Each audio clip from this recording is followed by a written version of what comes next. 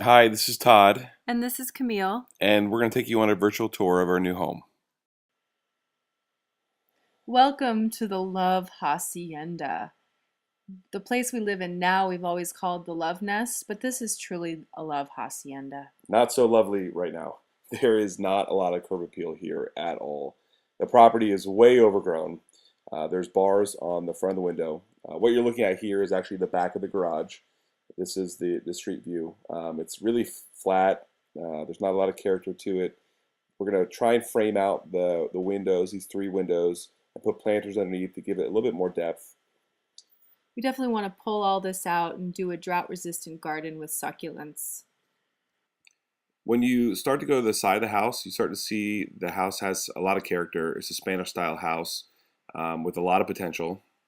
And here the side yard again, highly overgrown, but with those beautiful beams, we want to, re-varnish them. This is an entrance into the courtyard, and then to the left is the front door that isn't used because again, it's just too overgrown. It's not accessible. We want to clear out all this brush so you have a way to get to the front door. But baby, except for the rosemary, we need that for my cooking. Ah, perfect. You're cooking, yes. And then here we are, we'll continue this succulent drought-resistant garden. Beautiful archways with these gorgeous beams that we want to revarnish and just bring back to life. This is actually the entrance when you walk up from the street. This is where our guests would walk up to come into the house. This is a view from the second floor. We love the idea of turning this courtyard into an open area for kids to play in. Here's a view of the three-car garage, which we're really excited to have such a large space to work and store things in. This is the view opposite the garage from the courtyard. That's the fireplace. We love the idea of opening up this wall here and making windows from the living room into the courtyard. Back around to the front of the house. Again, you can see how overgrown this entrance is. We love the idea of making this the formal entrance. Currently, there's, what is there, a bar on the door There's from the literally inside? a bar on the door, but look at this gorgeous tile work that you're just starting to get a hint of, what awaits you again inside. Before we go inside, we have to tell you about our dog Lulu. Yes. Our dog Lulu is a huge part of our life. Here she is as a puppy. We really, as we started to look at houses, we really wanted to get something with a large property so that she could have access to run around the yard. This property is a 12,000 square foot lot, so Yeah. she has tons of space to run around, and it backs up to Kenneth Hahn State Park, so there'll be a lot of wildlife for her. So here we are in the living room facing the front door. You'll see the living room, it's really spacious, vaulted ceilings. Here we are, the fireplace, it's a wood and gas burning fireplace. The wall to the right of the fireplace we want to open up and put windows facing the courtyard. That was one of our big ideas. This is the view from the main entrance into the living room and the dining room. As you face the kitchen, what we want to do here is we want to remove this wall to make the kitchen and dining room one open area. The dining room itself is really huge, a lot of room. But we're not going to knock this out, baby, because I love this buffet. I love the tile and wood and brick, and I know you do too. We're just going to open it up and knock out the wall that we'll talk about when we're in the kitchen. It's got a little peekaboo window right now into the kitchen. We want just to open that up again to make it a little bit more open. Because the kitchen is very small for the space. Side yard, that's going to be Lulu's run. We'll probably put in some privacy hedges there so that there's a little bit more little bit more privacy from the neighbors. Yeah. The dining room has this really cool tile around the window. We want to keep that. That's the nice quaintness of the house that we want to keep. And here we are stepping back down into the living room from the dining room, down those two terracotta steps. We basically want to turn the flooring in the dining room, kitchen, and hallway all terracotta. Gorgeous little tile details there. And then do the flooring in the living room a dark wood. That was Todd's idea, to mirror the beams on the ceiling. Right, just to warm it up a little bit. The tile's going to be throughout the majority of the downstairs. We wanted the living room just to be a little bit more warm. Here we are. There's a lot of built-in shelves here. This gives us a really nice idea for putting in our built-in stereo equipment and hanging the TV. So we probably remove a lot of these the built-in shelves and just open that wall up a little bit.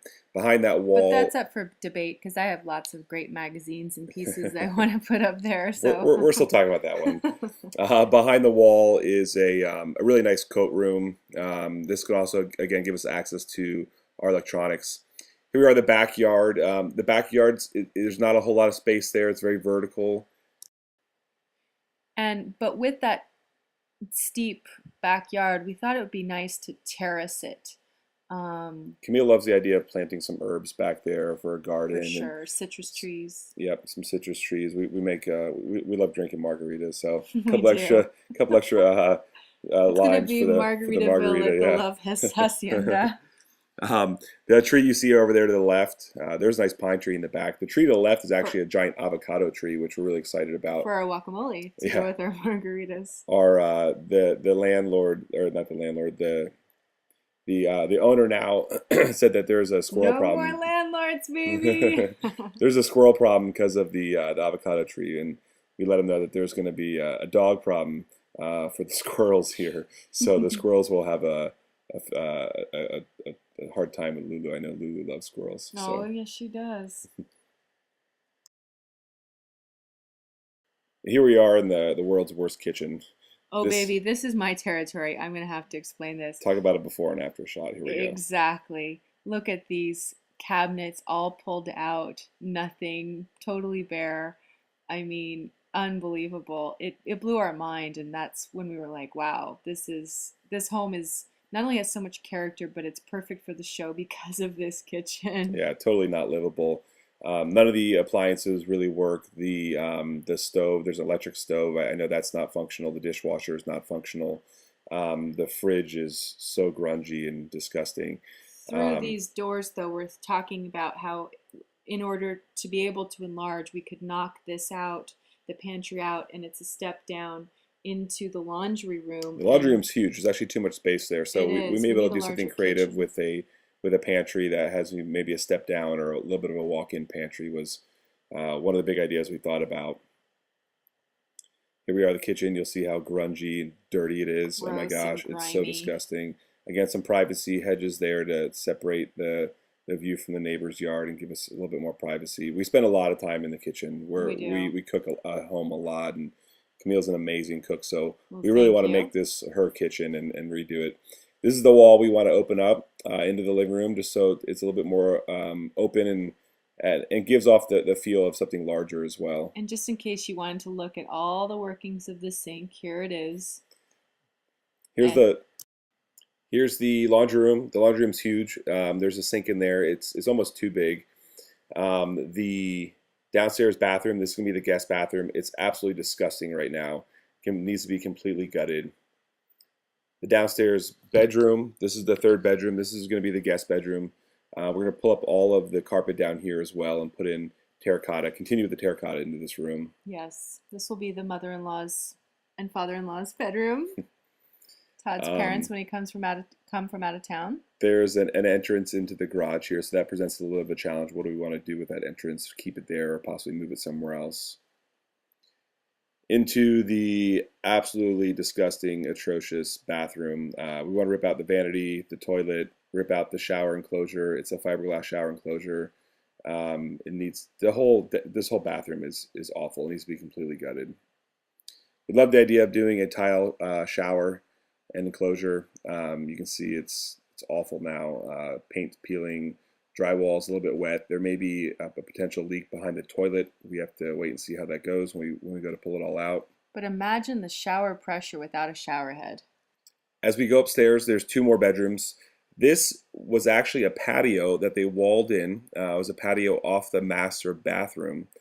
We're going to hopefully do a little bit more of repairs in there and turn that into our nursery.